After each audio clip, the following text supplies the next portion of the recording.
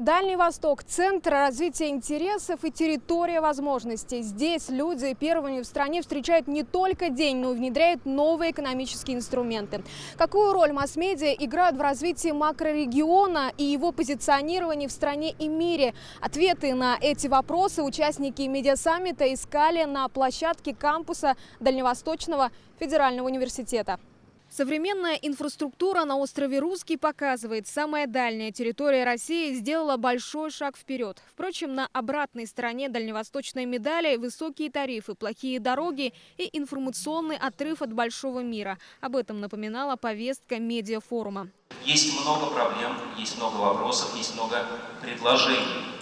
И от нашего форума зависит от того, какие вопросы мы сформулируем, в том числе и представителям власти, наше журналистское сообщество, какие идеи мы выработаем на этом форуме. Кто он? Современный журналист. Конфликт, качество, скорость сообщений, новости. На Владивостокском саммите были созданы сотни дискуссионных площадок. Сегодня самое главное – успеть первым сообщить какую-то новость. Пошла дискуссия в том плане, что если даже не соответствует, все равно ты сообщил, а потом там разберемся, как что. Вот этого наше поколение в журналистике не допускало никогда. Тема круглых столов медиасаммита сформировали по принципу краудсорсинга, сбора идей. Вызовы региональных СМИ. Эта секция собрала наибольшее количество слушателей. Почему издания теряют свою аудиторию? Мнения экспертов разошлись. Во всех приветственных отличиях практически профессия журналиста шла рядом с профессией пиарщика. Это очень страшно. Это совершенно две разные профессии. Так быть не может. Нельзя говорить, что медиа умирает. Медиа умирает из-за того, что людям, которые делают эти медиа, неинтересно делать медиа.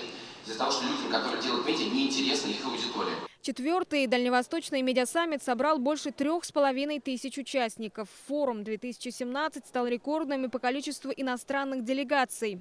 Это и вызовы рынков, это и структурные изменения, это изменения в характере труда журналистов, то, что очень много фрилансеров, то, что называется прекариат. И это процессы глобальные, в Европе их тоже обсуждают очень активно в последнее время. Открытость власти. Тренды в этом вопросе журналисты обсудили с главой Якутии Егором Борисовым. На пресс-завтрак собрались представители крупнейших российских и зарубежных изданий. Всегда будьте в курсе событий, будьте в обратной связи, чтобы представлять, какие проблемы у нас есть в жизни. Не оторваться от жизни.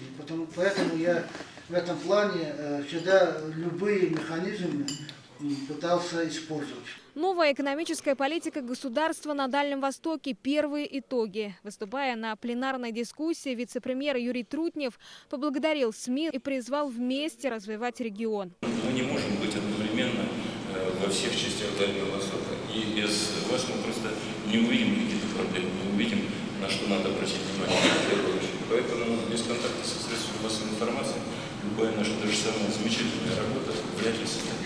27 тысяч одобренных заявок на получение дальневосточного гектара, 15 федеральных законов о развитии Дальнего Востока, создание территории опережающего развития. По словам участников дискуссии, все это в том числе результат работы журналистов.